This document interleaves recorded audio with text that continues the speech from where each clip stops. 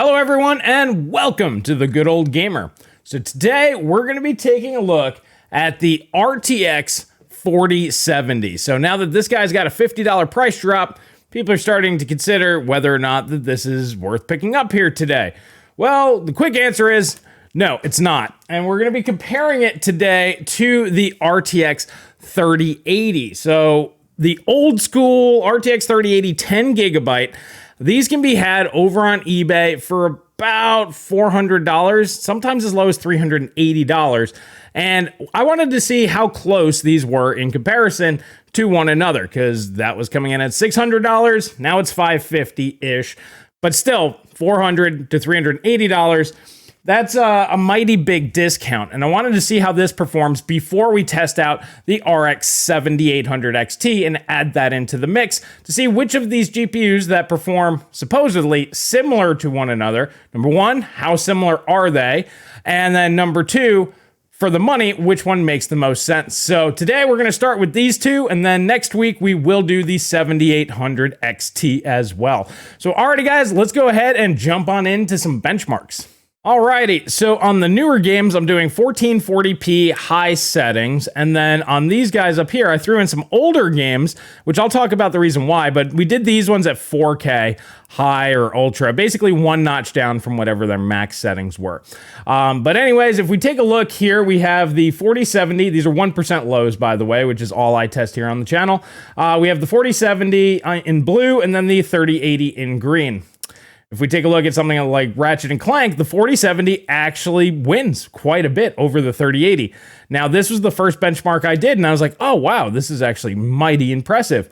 Then we notice that's kind of the outlier. We see that the 3080 either trays blows or is ahead in the majority of these titles, and God of War here was a big one, coming in at 120 FPS versus only 97. God of War is a DirectX 11 game, not a DirectX 12 game like a lot of these other newer titles. God of War is a DirectX 11 title, and that's the reason why I threw in a lot of these older DirectX 11 titles, because I did notice there's a major difference between modern games using less GPU performance and utilization than older games, which use the GPUs just much better. Anyways, we go ahead and see Cyberpunk, and then we got another tie in The Last of Us.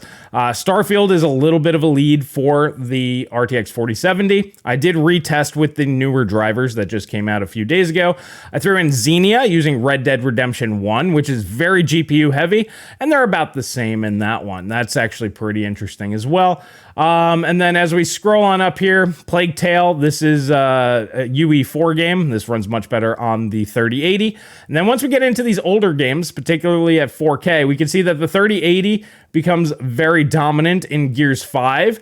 93 FPS to 64 FPS, that's massive. Far Cry 5 still has a pretty decent lead there. Arkham Knight, the 4070 actually did very, very well. And then we see in Metro Exodus, we have 51 to 46. Not as big of a difference, but that's still about a 10% win.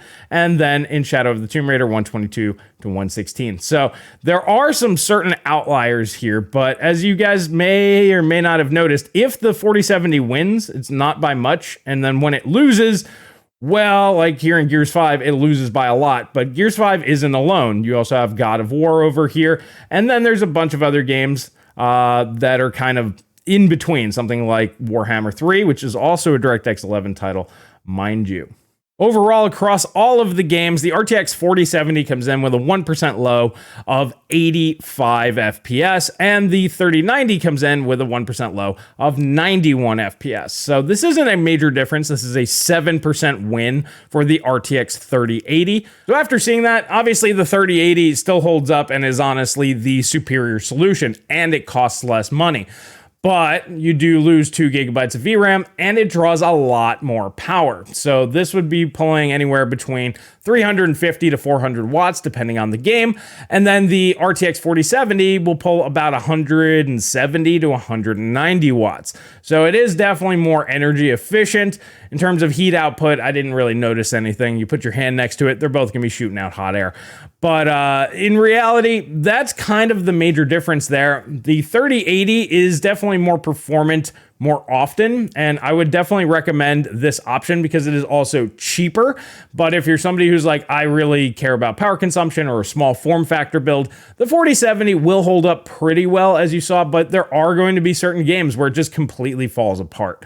And for me, that's just not good enough. If it was, let's say, 10% slower across the board in every game, that'd be fine, but it's very game hit and miss dependent. It's kind of all over the map next to the 3080. The 3080 is just going to be more consistent with its higher memory bus.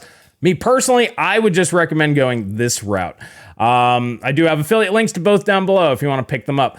By the way, if you're new to the channel, these are both overclocked. The RTX 4070 was running at 2.955 gigahertz. When it could achieve it, it was heavily power bound. It just couldn't draw enough power. So anytime it hit that power limit, it would have to clock down. The range was really about 2750 to 2955. Newer games, it runs at the higher clock speed. And then in older games, it was running as low as 2700 in Arkham Knight. Arkham Knight is more demanding on graphics cards than any modern game that I have tested. It's absolutely hilarious. And this is something that I've noticed in my testing here recently, especially with Starfield. GPUs, the power consumption is just way lower than where they should be if they were being utilized properly. And that's the reason why I wanted to throw in some older games here to see how things stack up when these GPUs are being completely taxed, when that power limit is being absolutely hammered and every ounce of performance in the GPU is being utilized. And to me, it's just kind of interesting that modern games are not utilizing graphics cards at all, anywhere near their maximum potential, whereas games from 4, 5, 6, 7, 8 years ago are.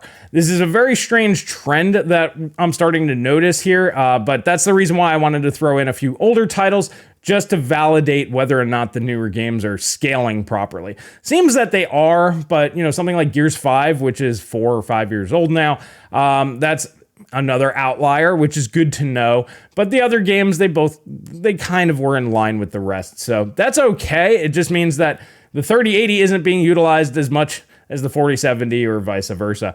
But I found that bit kind of interesting, and that's something that I did want to bring to your attention, that a lot of these modern games, especially a game like Starfield being a perfect example of this, they're just not using your hardware properly at this point in time. And that's probably part of the reason why you're not getting the performance that a lot of people are expecting out of these games.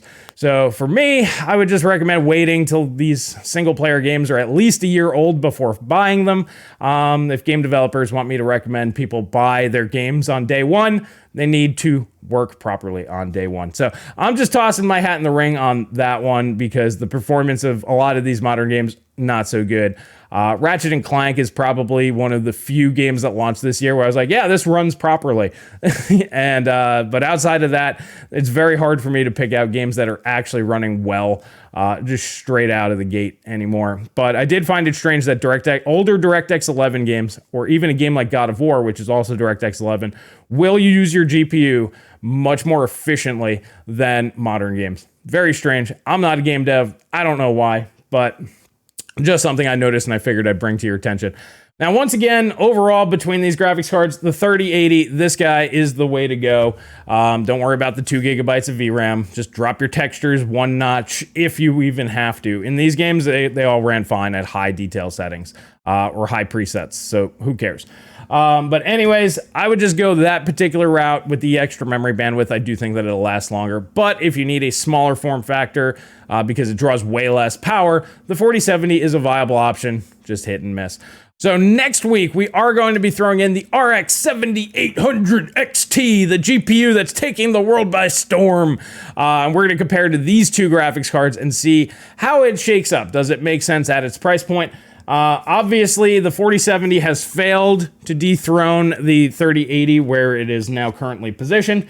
Will the 7800 XT make sense? Believe it or not, it's actually more interesting than I thought it would be. So stick around, make sure you hit that subscribe button, the notification bell, and yeah, I'm excited to bring that one to you here. It should be out on Saturday, but with my current schedule here in September, I can't make any promises, but I'll try to get it out to you guys within the next week. And yeah, good stuff on that one. It's actually different than I was anticipating. There's a lot of good, a lot more good in there than I thought there was gonna be. So anyways, guys, that'll do it for me here today. Thank you so much for supporting the channel, and I will catch you guys in the next video.